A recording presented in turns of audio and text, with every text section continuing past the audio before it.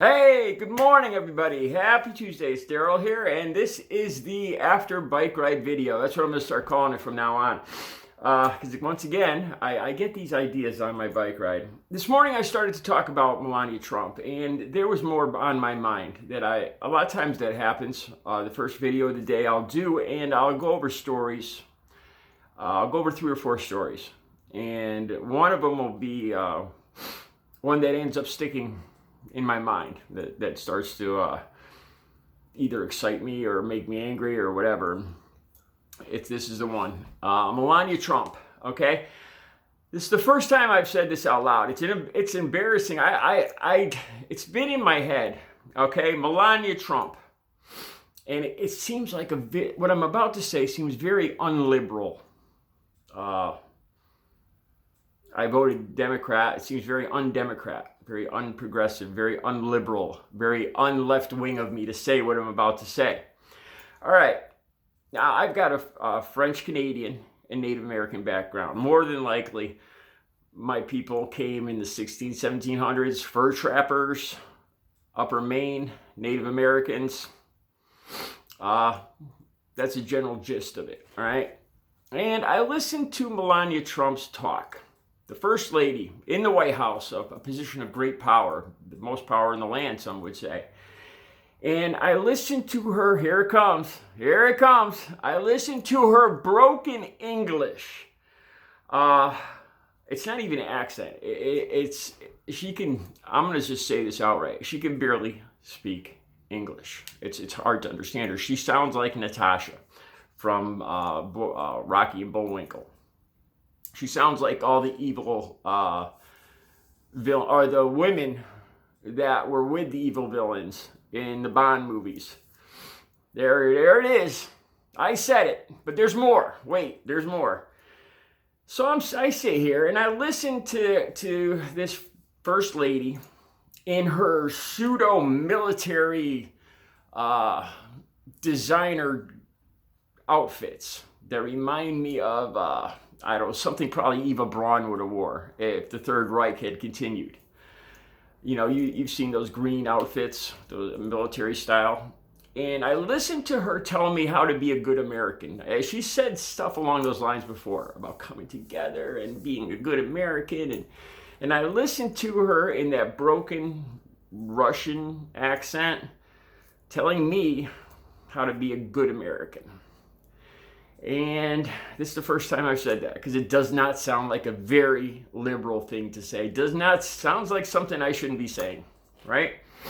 All right, but I think I figured it out. It's not necessarily the accent. It's what the accent reminds me of who she is, who she's married to, the hypocrisy that she and her husband represent, the immoral regulations, the kids in cages that she represents. Now, I think it was November 5th, the Trump campaign, the Department of Labor, Trump Department of Labor pushed this through. I think his name is Sonny Perdue. A freeze on farm worker wages, freeze up until 2023 for the next 3, or it might be even more longer than that. It might be 5 years. A freeze on their wages. Can't pay farm workers more. So I started to look into this. And this is for migrant workers. And this is almost a slave type thing. Okay, they come here on H-2A visas. I think I'm saying that right.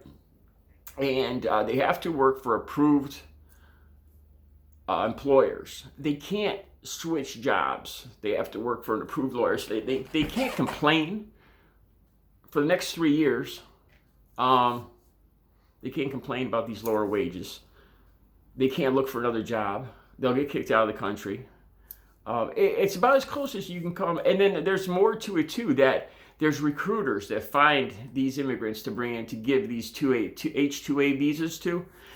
And there's sometimes a fee. The employer and the recruiter work together, and they charge a fee to the immigrant. So it's almost like indentured servitude, where this person has to work for this employer. They own them. They owe them a fee for getting the job. They can't find another. They have to keep that job, or they get kicked out of America.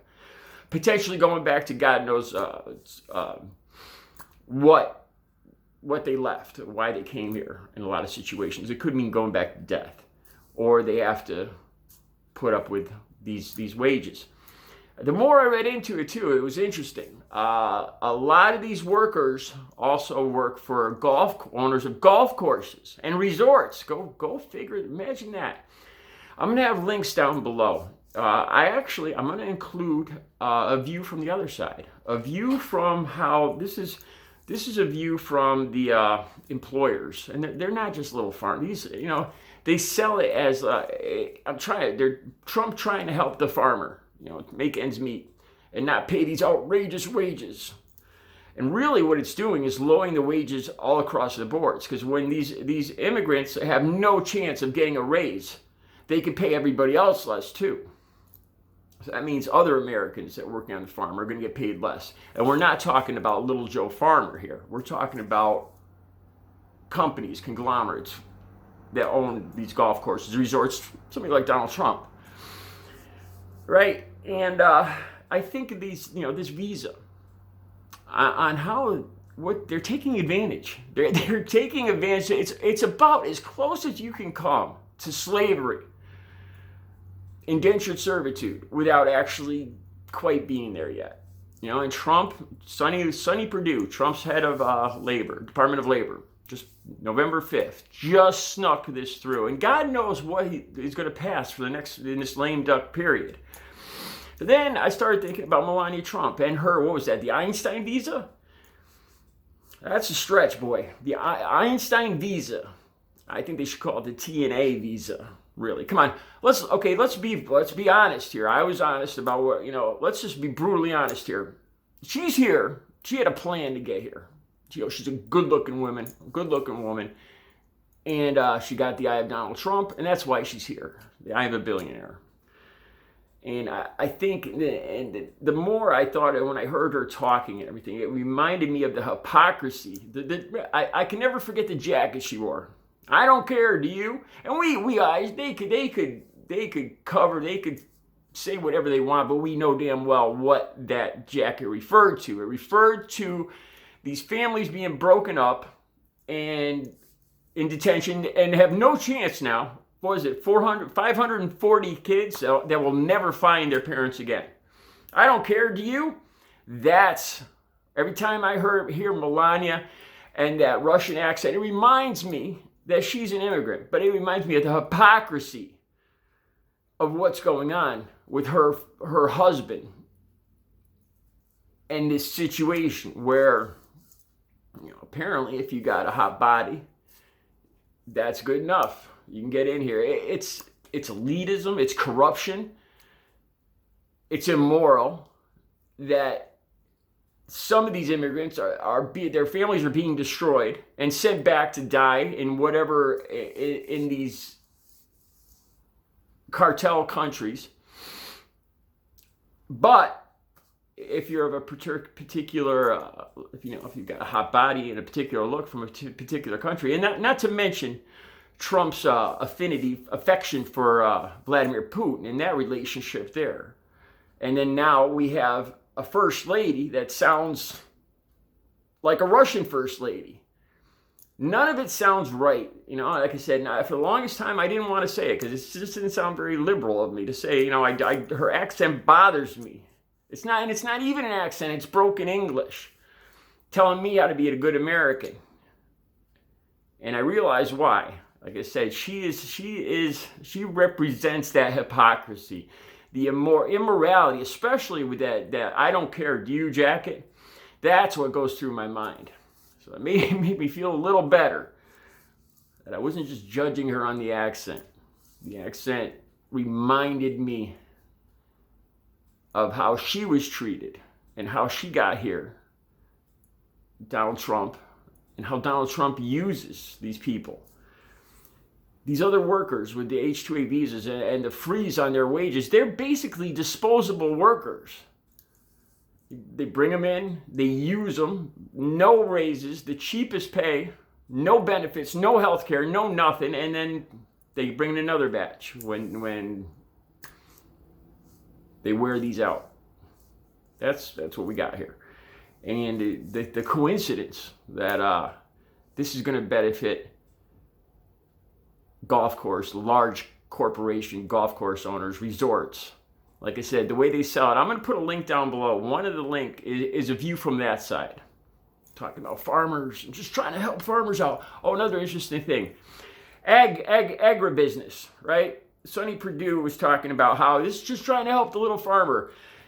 But if you look it up, from 2019 to 2020, agribusiness, business with agriculture has gone up 22% this year. I think from, the numbers are in the link below. From 19 billion to over 120 billion in profits. So it wouldn't appear that these companies really need to put this freeze in place. It's just going to make these workers' lives more of a hell.